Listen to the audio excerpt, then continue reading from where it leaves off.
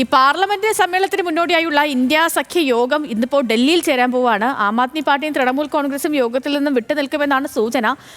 ഒരുപാട് വിഷയങ്ങൾ ഈ സെഷനിൽ ഈ ചർച്ചയാക്കാനും പ്രതിപക്ഷത്തിനുണ്ടാകും. അപ്പോൾ ആ വിഷയങ്ങളിലൊക്കെ ചർച്ചകൾ നടക്കും എന്നാണ് അറിയാൻ കഴിയുന്നതും. ശരത്ലാലുണ്ട് ഡൽഹിയിൽ നിന്ന് വിവരങ്ങളുമായി. Sarath, good morning.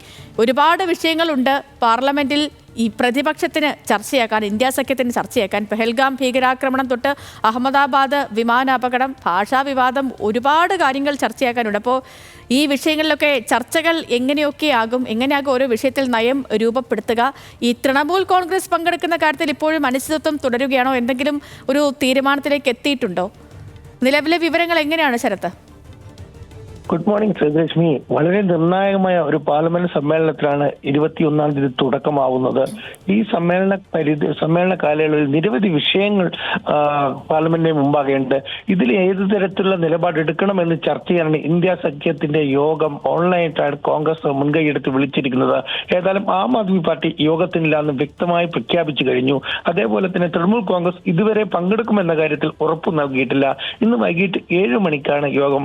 ഓപ്പറേഷൻ സിന്ധുവിന് ശേഷമുള്ള ആദ്യത്തെ പാർലമെന്റ് സമ്മേളനം എന്ന് വേണം നമുക്ക് ഇതിന്റെ നിർണായകം എന്ന് പറയേണ്ടി വരുന്നത്. കാരണം എന്തൊക്കെയാണ് ഓപ്പറേഷൻ സിന്ധുവിലെ യഥാർത്ഥ കാര്യങ്ങൾ ജനങ്ങൾക്ക് മുമ്പിൽ വെക്കുന്നു, പാർലമെന്റിന് മുമ്പിൽ കേന്ദ്ര സർക്കാർ വെക്കുന്നു, ഇതിനോട് എങ്ങനെയാണ് പ്രതികരിക്കേണ്ടത് തുടങ്ങിയ കാര്യങ്ങളാണ് ഈ പാർലമെന്റ് സമ്മേളനത്തിൽ പ്രതിപക്ഷം എടുക്കേണ്ടത്.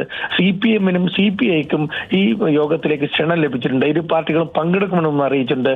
ഏതായാലും തൃണമൂൽ കോൺഗ്രസിന്റെ നിലപാടാണ് ഏറ്റവും നിർണായകം. തൃണമൂൽ കോൺഗ്രസ് യോഗത്തിൽ നിന്ന് വിട്ടുനിന്നാൽ അത് പ്രതിപക്ഷ സഖ്യത്തിനെ സംബന്ധിച്ചിടത്തോളം വലിയ ഒരു തിരിച്ചടിയാവും എന്ന് വേണം പറയേണ്ടി വരും. സേതുലക്ഷ്മി. ഓക്കെ ശരത്ത്, ശരി.